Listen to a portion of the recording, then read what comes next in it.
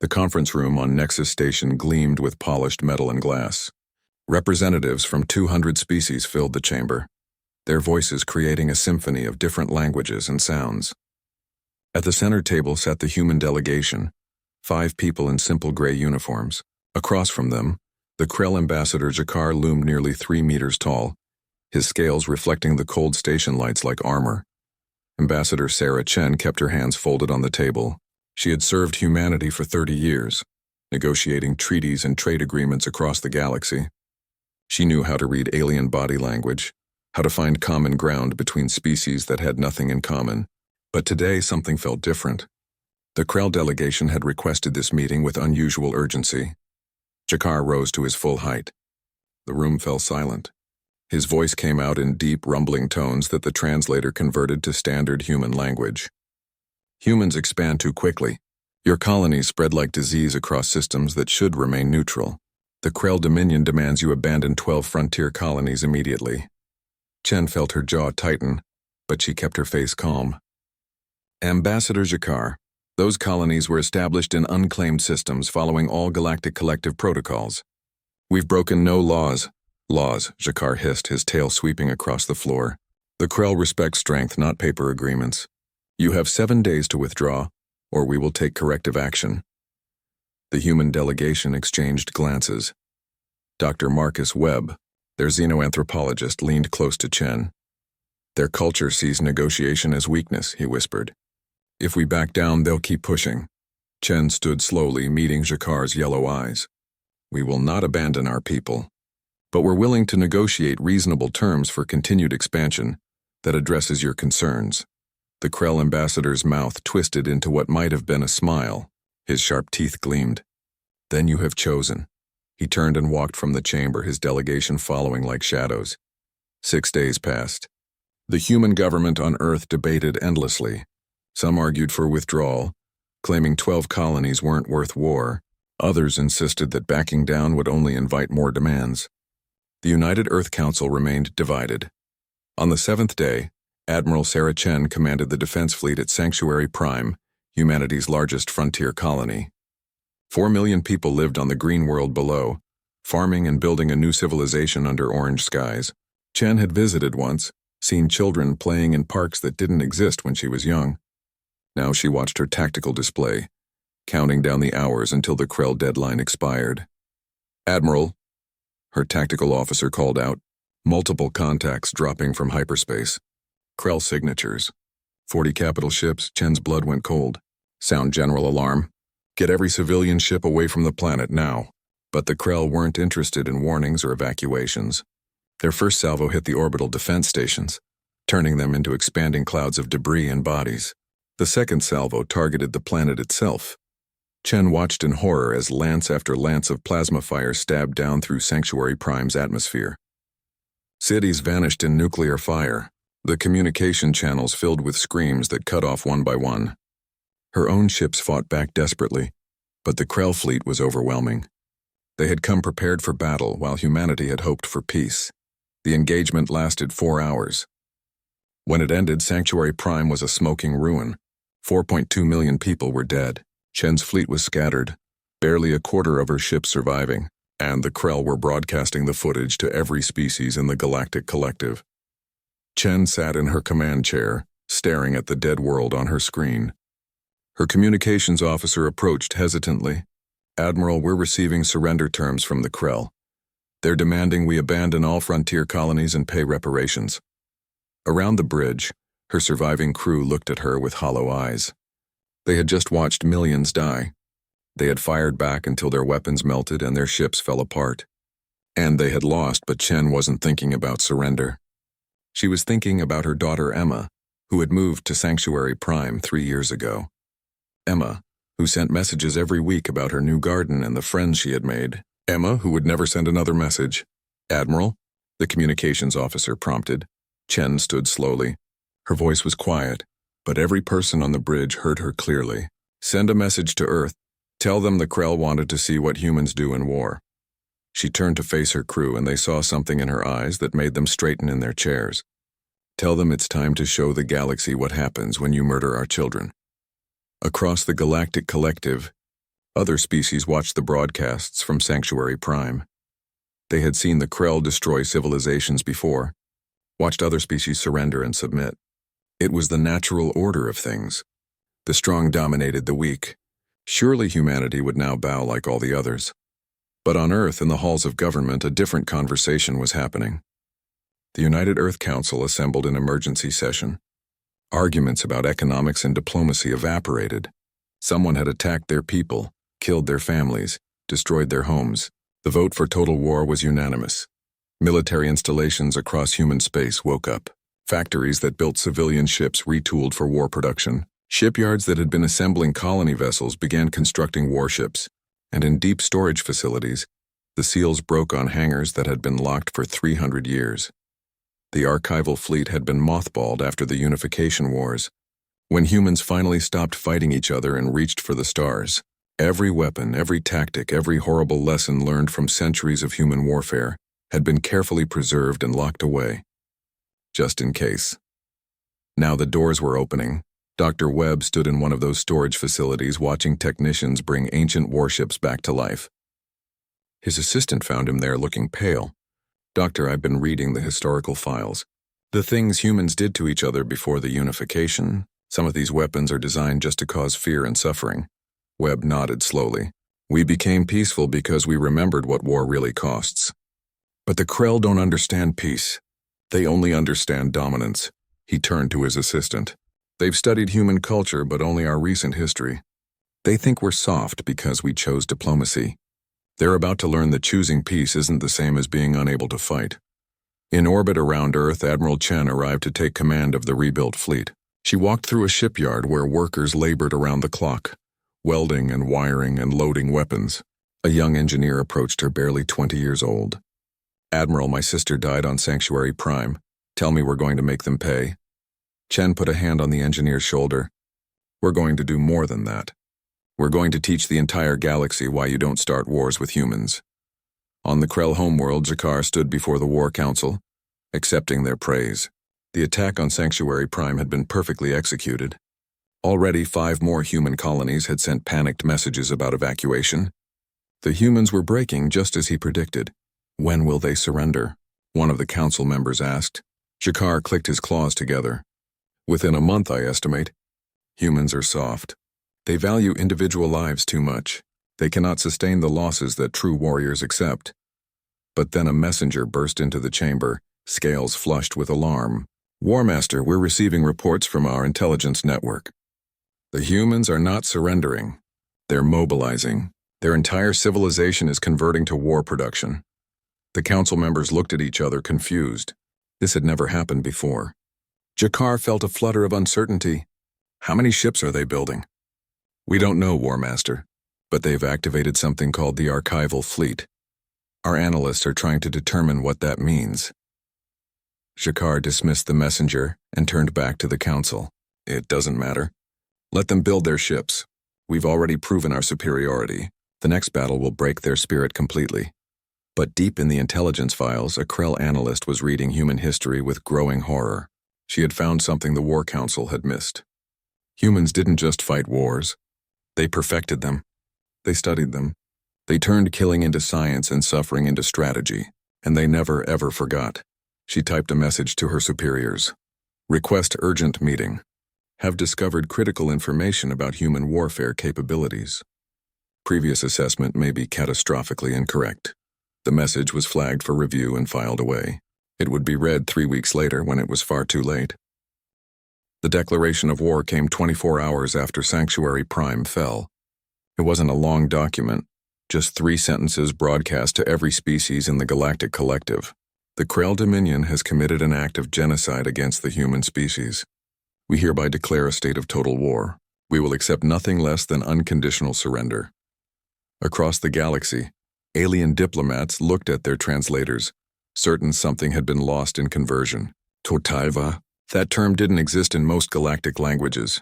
Species fought for territory or resources, conducted ritual combats or limited engagements. But total war? That implied something their cultures had never experienced. Dr. Marcus Webb stood in a briefing room filled with military commanders, many of whom had never seen real combat. Admiral Chen had called him to explain what humanity was about to unleash. He pulled up images on the holographic display. Ancient Earth before the space age, before the unification. Most species in the collective evolved on relatively gentle worlds, Webb began. They faced predators, certainly, but nothing like Earth. Earth is classified as a death world. Extreme weather, aggressive megafauna, diseases that evolved alongside us and learned to kill us efficiently. He changed the image to show various Earth animals. We weren't the strongest or the fastest or the best armed, but we were stubborn. We endured. We adapted.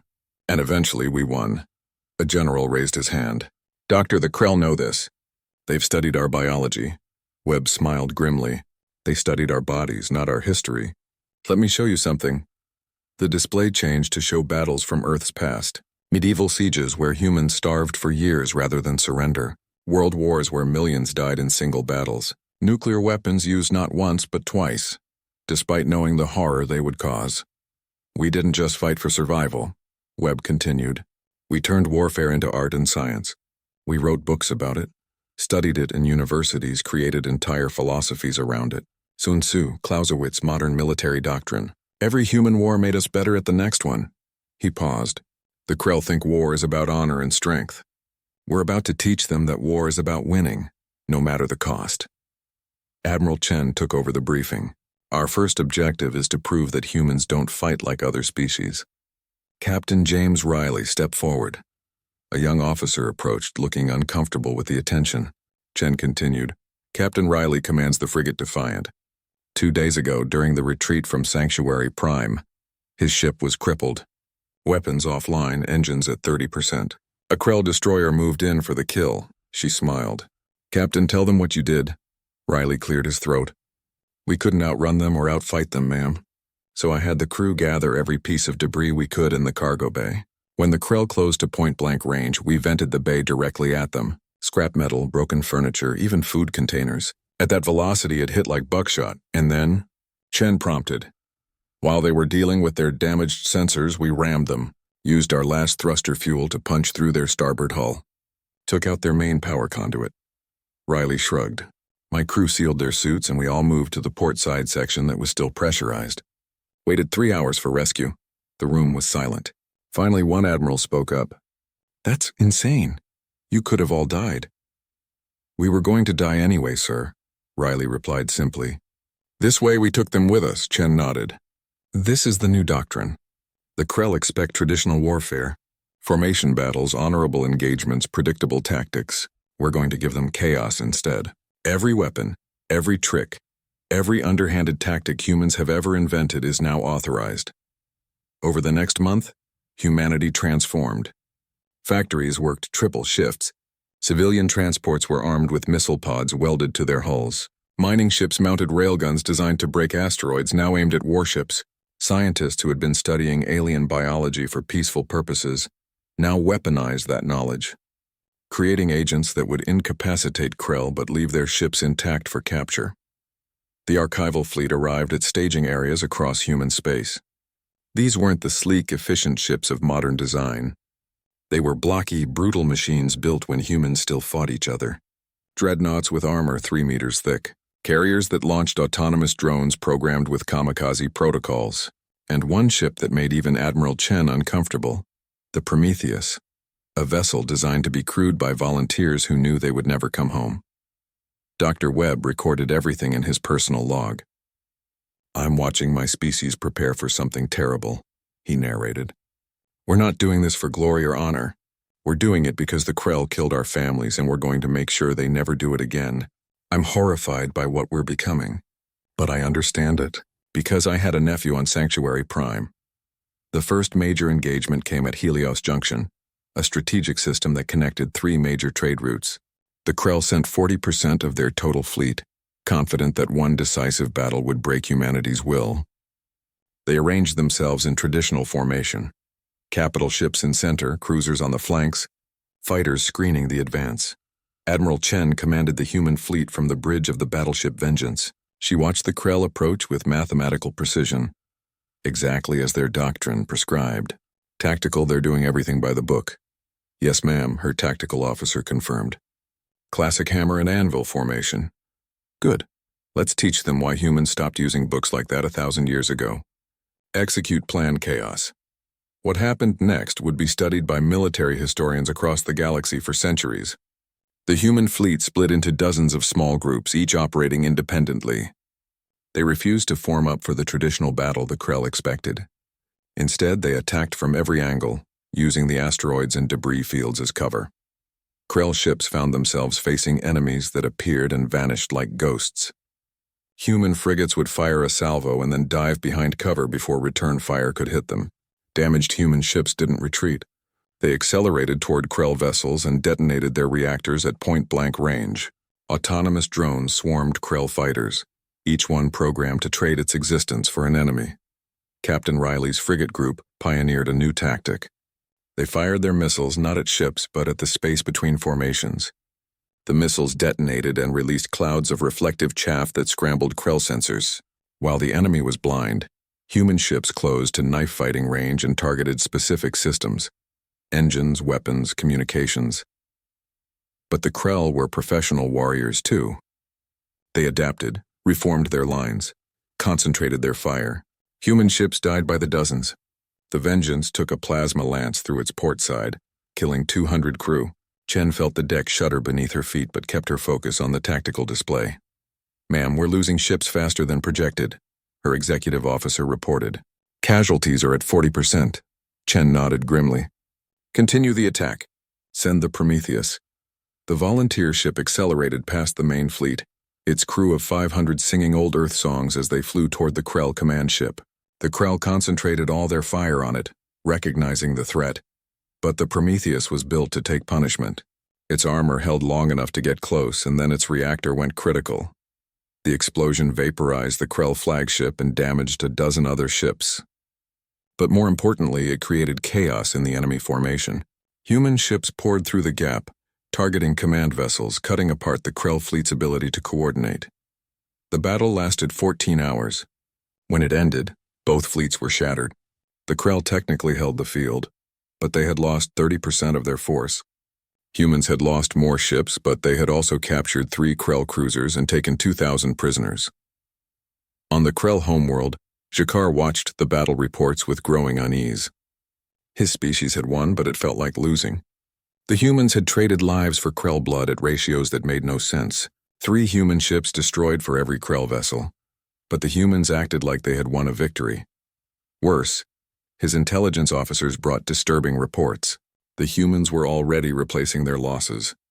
Every ship they lost was replaced by 2 more within weeks. The Krell industrial capacity couldn't match that pace. One of the captured Krell officers was returned in a prisoner exchange. Jakar met with him privately. "What are the humans like?" he asked. The officer's scales were pale with fear. "They are mad, War Master. I watched them fight with half their crew dead, their ship falling apart, and they kept firing weapons. One of their captains told me that humans have a saying, 'We can endure more than you can destroy us.'" He paused. I think he was right. Jakar dismissed the officer and pulled up human historical files that his analysts had compiled. He spent the next 3 days reading, and with each page his confidence eroded. Humans had fought wars that lasted decades. They had invented weapons specifically designed to cause maximum suffering. They had destroyed their own cities rather than let enemies capture them. He found a quote from one of their ancient military philosophers. "If you know the enemy and know yourself, you need not fear the result of 100 battles." 6 months into the war, the Galactic Collective convened an emergency session. Representatives from across the galaxy watched the latest battle reports with growing horror. This wasn't warfare as they understood it. This was something else entirely. The Krell controlled more territory on the star maps, but they were bleeding slowly from 1,000 cuts. Human ships refused to fight fair. They ambushed supply convoys, mined hyperspace lanes, and used every dirty trick that civilized species had agreed to ban centuries ago. An ambassador from the peaceful Shen Collective rose to speak. "We must intervene. The rules of war exist for a reason. The humans are using biological weapons, cyber attacks, and psychological warfare. This cannot continue." The human ambassador, a silver-haired woman named Patricia Morgan, stood calmly. "The Krell killed 4 million civilians in the opening attack. They broke every rule of war before this conflict even started. We're simply responding in kind. But you're attacking civilian infrastructure, another ambassador protested. Power grids, communication networks, even food distribution systems. Morgan's eyes were cold. We're not killing civilians. We're making them uncomfortable enough to question their government's decision to start this war. There's a difference. She pulled up a holographic display showing casualty statistics. Krell military deaths, 300,000. Krell civilian deaths, 0. Compare that to Sanctuary Prime. The chamber fell silent. The human approach was ruthless, but technically within the boundaries they had set. They weren't killing civilians. They were making life miserable for them. It was a distinction that most species found uncomfortable to contemplate. On a Krell colony world named Tarak, citizens experienced humanity's new warfare firsthand. The power grid failed at random intervals. Food shipments arrived late or not at all. Communication networks worked intermittently. No one was dying, but the infrastructure that made modern life possible was falling apart. Citizen Korshan worked in a factory that produced military components. For the first time in his life, he went home in darkness because the streetlights weren't working. His daughter couldn't attend her educational program because the network was down. His mate couldn't get medicine for her chronic condition because the supply chain was disrupted. Why are we fighting these humans? His daughter asked one evening, sitting in candlelight because the power was out again. Korshan didn't have a good answer. The government said it was about honor and dominance, but honor didn't keep the lights on. He wasn't alone in these thoughts. Across Krell space, civilians were asking uncomfortable questions. Admiral Chen studied the reports from the disruption campaign with satisfaction. It's working. Krell military morale is declining because they're getting letters from home about the shortages. Dr. Webb sat across from her, looking troubled. Sarah, we're crossing lines here. Yes, it's not directly killing people, but we're deliberately making life miserable for billions of civilians. They can end this any time by demanding their government surrender, Chen replied. Every day they don't, they're complicit. That's not how ethics works, and you know it. Chen stood and walked to the window, looking out at the stars. Marcus, my daughter died on Sanctuary Prime. She was a civilian. The Krell didn't ask if she was military or not before they fired. So no, I'm not particularly worried about Krell ethics right now. Webb sighed. He was documenting everything, including his own moral struggles. His reports went to the Galactic Collective, a record of what humans were becoming. He hoped future generations would learn from this. He feared they wouldn't. The next escalation came from the Krell. Frustrated by their inability to bring humans to a decisive battle, they destroyed 3 more human colonies. 8 billion people died in synchronized attacks that the Krell broadcast as a demonstration of power. The response from humanity was immediate and terrifying. Captain Riley stood on the bridge of his new ship, the Retribution. He was no longer commanding a single frigate. Admiral Chen had promoted him to Commodore and given him an entire task force of fast attack vessels. His mission was simple: make the Krell homeworld itself feel the war. Sir, we're in position, his tactical officer reported. The Krell Prime Defense Fleet is exactly where intelligence predicted. Riley studied the display. The Krell homeworld was protected by layers of defense stations and patrol fleets. Getting close was supposed to be impossible. But humans had stopped caring about what was supposed to be possible. Launch the drones, Riley ordered. 50,000 autonomous drones, each no larger than a briefcase, launched from the human ships. They were too small for conventional sensors to track effectively, powered down to minimize their signatures, and programmed with simple instructions. Reach Krell Prime's moon and deploy the package.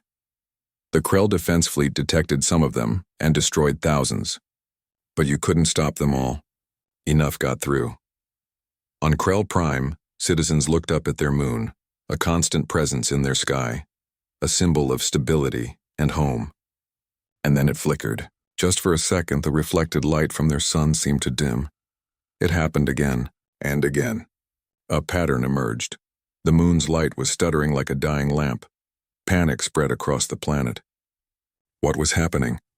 Was the moon being destroyed? Were the humans going to drop it on their heads? In reality, the drones had deployed massive reflective shields in orbit around the moon, programmed to open and close in sequence. The moon wasn't damaged at all. but from the surface it looked like something was terribly wrong. Riley broadcast a message directly to Krell Prime's civilian networks, bypassing military channels. People of the Krell Dominion, what you're seeing is a demonstration. We have the capability to affect your sun, your moon, and any celestial body in your system. We're not doing it to kill you. We're doing it to show you that we can. He paused. Your government started a war that brought death to our homes. Now you know we can bring that fear to yours. Demand they surrender, or wonder every night if tomorrow will be the day we stop being merciful. G'Kar watched the broadcast with mounting rage and fear. The humans had penetrated to the homeworld itself, passed through all the defenses, and they had used their success not to attack, but to spread terror. It was brilliant and horrifying in equal measure. His intelligence officers had finally compiled a complete analysis of human warfare. The report sat on his desk, hundreds of pages detailing conflicts that spanned thousands of years. Humans had fought with swords, with guns, with nuclear weapons, with chemical agents. They had starved entire cities, burned forests, and poisoned water supplies. And they had written detailed manuals about all of it, studying their own cruelty to get better at it. They're not like us, his chief analyst reported. We fight for honor, for resources, for dominance. Humans fight to win, and they're willing to become monsters to do it. G'Kar looked at the younger officer. What do you recommend? Surrender, War Master, before they decide to stop showing mercy. But the Krell War Council refused. To surrender was unthinkable. They had ruled this region of space for 2,000 years. They couldn't bow to a species barely 300 years off their homeworld. Instead, they escalated again. Krell fleets began targeting human trade vessels, civilian transports, anything that moved in human space. If the humans wanted total war, the Krell would give it to them. Admiral Chen received the reports of civilian ships destroyed. She felt something inside her break, a final barrier between who she used to be and what the war demanded she become. She called a meeting of her senior staff. The Geneva Conventions were guidelines created by humans to limit our own worst impulses, she said quietly. They were suggestions for how to wage war without losing our souls. She looked at each officer in turn. The Krell have made it clear they don't recognize those limits. So I'm authorizing new protocols. Everything is on the table now. Dr. Webb tried to protest. Sarah, if we abandon all constraints, we become exactly what we're fighting against. No, Marcus. What we're fighting against started this by committing genocide. We're going to finish it by being better at violence than they could ever imagine. She turned to her tactical team. Deploy Reaper Protocol. I want special forces teams on every major Krell world, not to kill civilians, but to destroy their infrastructure completely. Power plants, water treatment, communication networks. I want Krell citizens to understand that their government's pride is costing them everything that makes their lives comfortable. Captain Riley volunteered to lead the first Reaper team. His squad of 20 operatives infiltrated a Krell industrial world. Through a smuggling network run by species that were secretly pleased to see the Krell finally face consequences for centuries of bullying, they spent 3 weeks on the planet, moving through maintenance tunnels and using Krell identification they had stolen from captured soldiers. Their targets weren't military bases but civilian infrastructure. A fusion plant here, a water treatment facility there, a major communication hub. Each target was destroyed with precision. No Krell died in the attacks, but suddenly millions found themselves without power, without clean water, without the ability to contact loved ones. Riley's team left messages at each site. Your government chose war. This is what war feels like. Demand surrender. The campaign spread to dozens of worlds. 1 year into the war, G'Kar stood in the War Council chamber and faced a truth that felt like poison. The Krell Dominion was losing. Not in any single battle, but in the slow mathematics of attrition. For every human ship they destroyed, 2 more appeared. For every world they occupied, 10 more human raids struck their supply lines. The humans are replacing their losses faster than we can inflict them, his logistics officer reported. Their industrial capacity exceeds ours by a factor of 4. And they're not just building ships. They're improving them. Every new vessel incorporates lessons from the previous battles. Another officer added, our civilian population is becoming restless. 37 planets have experienced infrastructure failures. Food shortages are reported on 12 worlds. The humans aren't killing our people, but they're making daily life increasingly difficult. G'Kar slammed his claw on the table. The sound echoed through the chamber. Then we change our strategy. If we cannot win through conventional warfare, We will make the cost of victory too high for the humans to accept. The War Council fell silent. They knew what he was suggesting. The World Ender Fleet, Zakar continued, 50 dreadnoughts, each carrying planet-killing weapons.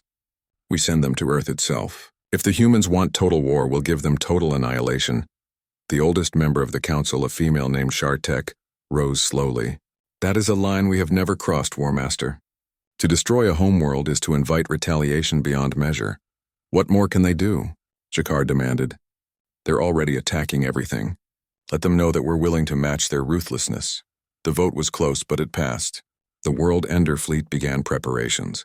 50 massive dreadnoughts, vessels so large they had their own gravity, loaded with weapons designed for a purpose the Krell had never actually used, planetary annihilation. But the Krell had a problem. They didn't know that humans had become very good at espionage. Captain Riley sat in a dark room on a Krell military station, watching data scroll across his screen. His team had infiltrated the station 3 weeks ago, posing as maintenance workers. The information they were stealing would change the entire war. Boss, you need to see this, one of his team members whispered. Krell battle plans. They're sending their doomsday fleet to Earth. Riley felt ice water flow through his veins. He immediately transmitted the data through their covert channel, then turned to his team. We need to leave now. They almost made it. A Krell security officer noticed an inconsistency in their identification and raised an alarm. Riley's team fought their way to their hidden ship, leaving bodies behind. 2 of his people died in the escape.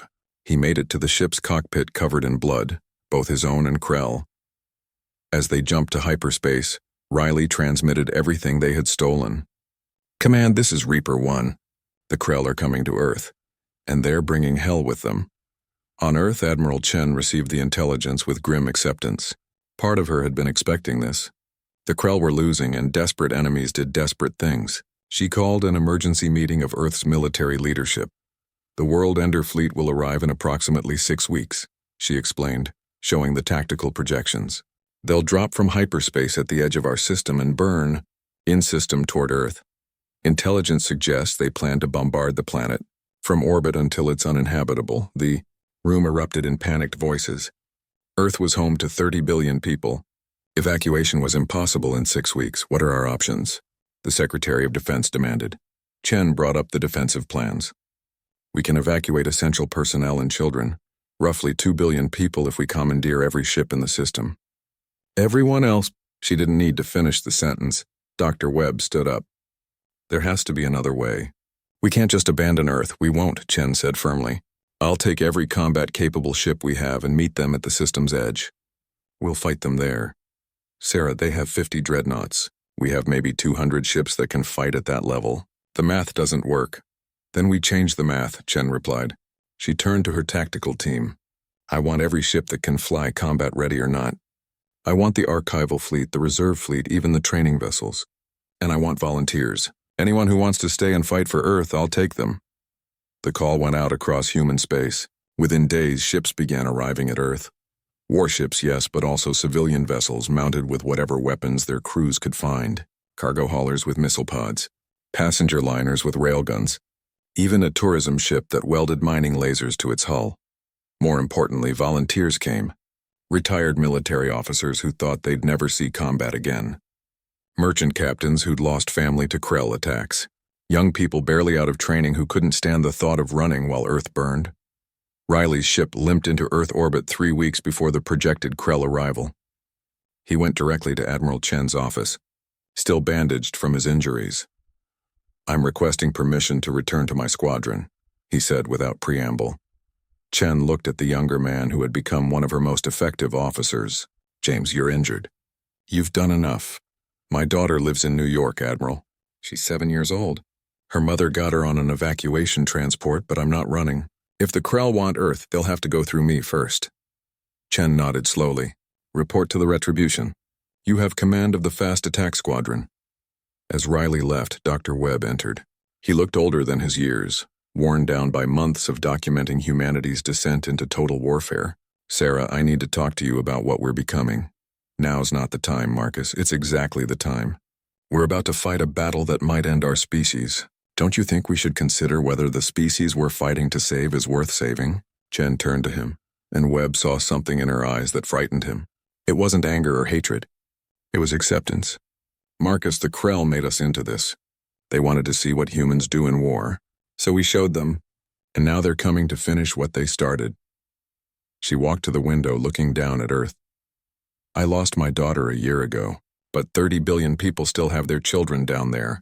I'm going to make sure those children have a future, even if it costs me my soul. It already has, Webb said quietly. The day the Krell arrived, Earth held its breath. In orbit, Admiral Chen commanded a fleet of 847 vessels. It looked impressive until you saw what dropped from hyperspace at the system's edge. 50 dreadnoughts, each one 5 kilometers long, each one carrying enough firepower to turn a planet into a graveyard. The Krell fleet advanced in perfect formation.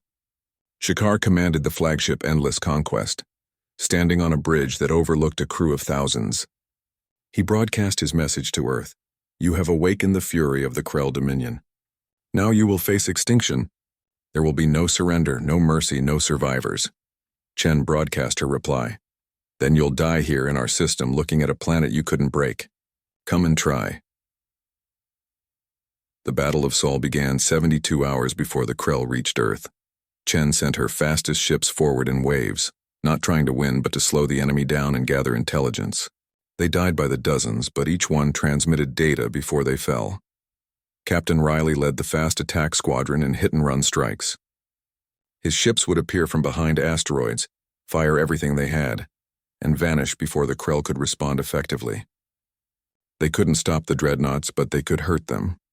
On the second day, the Krell reached the inner system.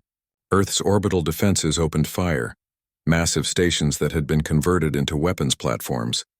The sky lit up with energy beams and missile trails. The Krell fleet lost 6 dreadnoughts in the first hour, but they kept coming. Admiral Chen commanded the main battle line from the battleship Vengeance. Around her, ships fought and died. The crew compartment next to the bridge took a direct hit, killing everyone inside.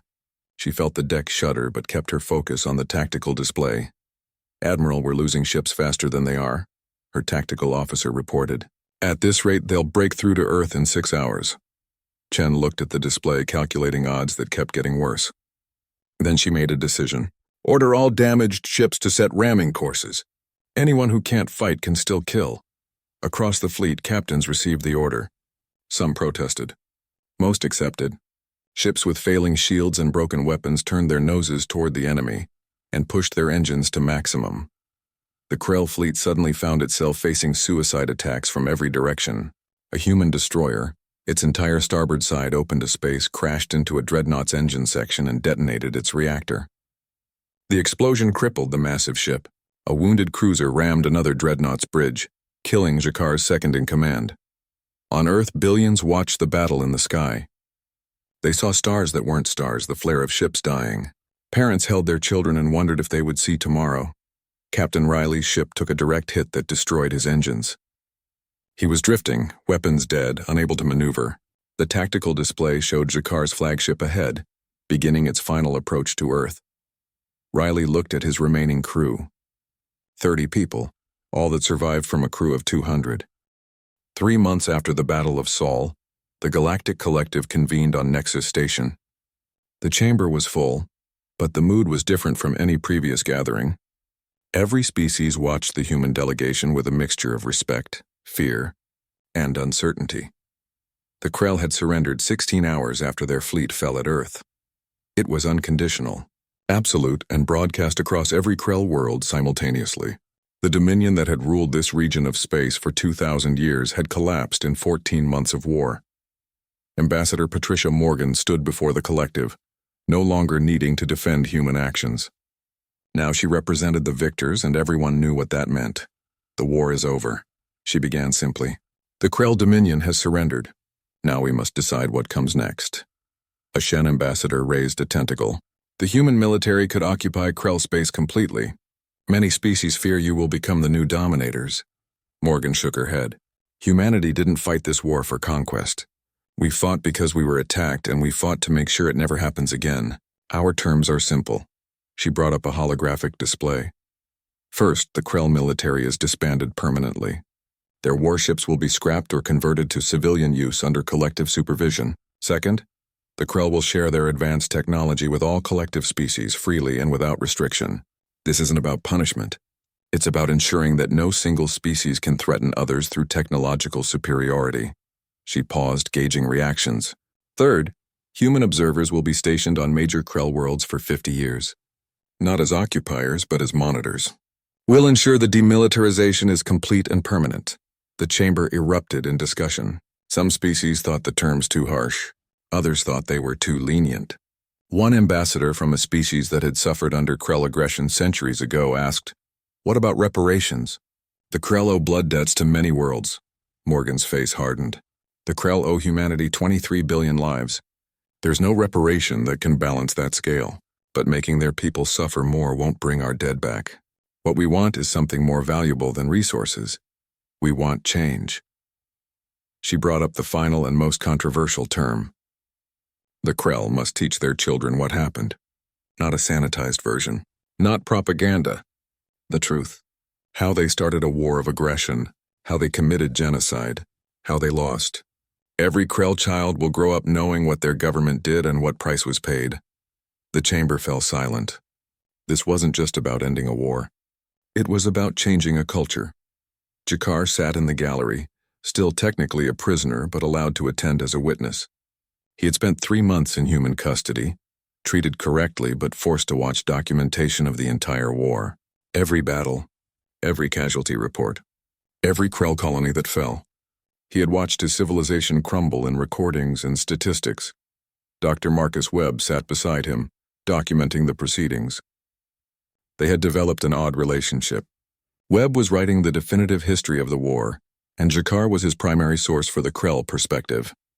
"Your terms will be accepted," Jakar said quietly. "The Council has no choice.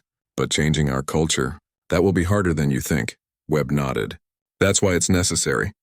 Your species needs to learn the same lesson humanity learned through centuries of fighting ourselves. War is not glorious. It's not honorable. It's horror that should be avoided at almost any cost." "Almost any cost," Jakar repeated. "But not all costs. You humans fought this war to the edge of extinction. You destroyed our fleet, occupied our worlds, and broke our civilization. And you tell me war should be avoided?" "It should be," Webb replied. "But if someone starts one by committing genocide, we'll finish it. That's the lesson, Jakar. Not that humans want war, but that we're very, very good at it when we have to be." On Earth, Admiral Sarah Chen stood at a memorial wall that stretched for kilometers. Every name of every person who died on Sanctuary Prime was carved into black stone. She had come here every day since returning home, finding her daughter's name among the millions. A young officer approached hesitantly. "Admiral, the President would like to speak with you about continuing your command." Chen didn't turn from the wall. "Tell the President I'm retiring. The war is over. That means I'm done. But ma'am, you're a hero. The entire fleet would follow you anywhere." "That's exactly why I need to stop," Chen replied. She finally turned to face the officer. "Do you know what I did to win this war? I authorized biological weapons. I sent thousands of people on suicide missions. I turned warfare into a science of maximum suffering. I became a monster because that's what victory required." She looked back at her daughter's name. "I won, but I don't get to be a hero. Heroes don't do what I did." She walked away from the memorial, leaving the officer standing alone. Chen disappeared into retirement, refusing interviews, declining medals, avoiding any public appearance. She had saved humanity, but she couldn't save herself from the memory of what that required. Captain James Riley had survived the Battle of Saul, though his ship hadn't. He woke up in a hospital 3 days after the battle, pulled from his ship's wreckage by a rescue team. They told him he was being recommended for humanity's highest military honor. He refused it. Instead, Riley requested assignment to the Naval Academy as an instructor. He spent his days teaching young officers the reality of combat, stripping away any illusions about glory or honor. His classes were known for being brutally honest. "War isn't what you see in entertainment," he would tell his students. "It's watching your friends die. It's making decisions that kill people. It's living with those decisions afterward. The goal isn't to be good at war. The goal is to be good enough that nobody wants to fight you." Dr. Webb published his complete history of the war 3 years later. The book, titled The Human Condition: A Warning to the Stars, became required reading across the Galactic Collective. It pulled no punches. documenting both Krell atrocities and human ruthlessness in equal detail. In the introduction, he wrote, "This book is not about heroes and villains. Both sides had those. This is about what happens when a species that evolved through 10,000 years of constant warfare is forced to remember those lessons. The Krell started this war expecting ritual combat and honorable defeat. They got total war and absolute destruction. Let this be a lesson to every species in the galaxy. Humanity chose peace not because we couldn't fight, but because we knew too well what fighting meant." The book's final chapter focused on a conversation Webb had with a Krell student, 15 years after the war ended. The young Krell had grown up learning about the war as part of the mandatory education program. "Do you hate humans?" Webb had asked. The student shook her head. "We're taught to fear the mistake our ancestors made. They saw humanity's peace as weakness. They didn't understand that humans had simply learned to control something that other species never developed, the capacity for total war. We're taught to never make that mistake again." 10 years after the war, the galaxy had changed. The Krell Dominion no longer existed, replaced by a loose confederation of Krell worlds focused on rebuilding. Human ships patrolled trade routes invited by species who wanted protection. No one called it an empire, but everyone understood the new power dynamic. Young species emerging into galactic politics learned about the human-Krell war in their diplomatic courses. It became the standard example of what not to do. When tensions arose between species, mediators would invoke Sanctuary Prime, reminding everyone of where aggression led. A new treaty was signed, called the Sanctuary Accords. Dr. Webb had drafted the initial version, working with representatives from across the collective. The Accords established strict rules of war: no targeting of civilian populations, no weapons of mass destruction against inhabited worlds, no genocide under any circumstances.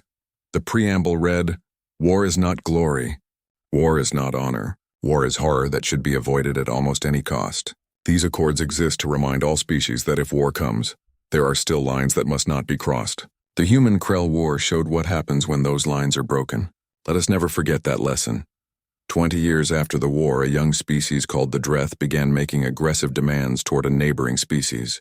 They were confident, newly armed with advanced weapons, certain of their military superiority. Their leaders spoke of honor and dominance, words that sounded disturbingly familiar to those who remembered. The Dreth ignored diplomatic warnings. They moved fleets toward their neighbors' borders. They issued ultimatums, and then they received a transmission from Earth. It wasn't a threat. It wasn't even words at first, just footage. The destruction of Sanctuary Prime, the Battle of Sol, the surrender of the Krell Dominion, and finally 3 sentences. The Krell thought they were strong. They thought humans were weak. Choose wisely. The message was signed simply, humanity. The Dreth fleets withdrew within hours. Their government issued apologies and requested mediation. The crisis ended without a single shot fired. Across the galaxy, species nodded knowingly. The lesson had been learned, taught in the most brutal way possible, paid for with billions of lives. Humanity had never wanted to be the species others feared. They had wanted peace, cooperation, exploration of the stars.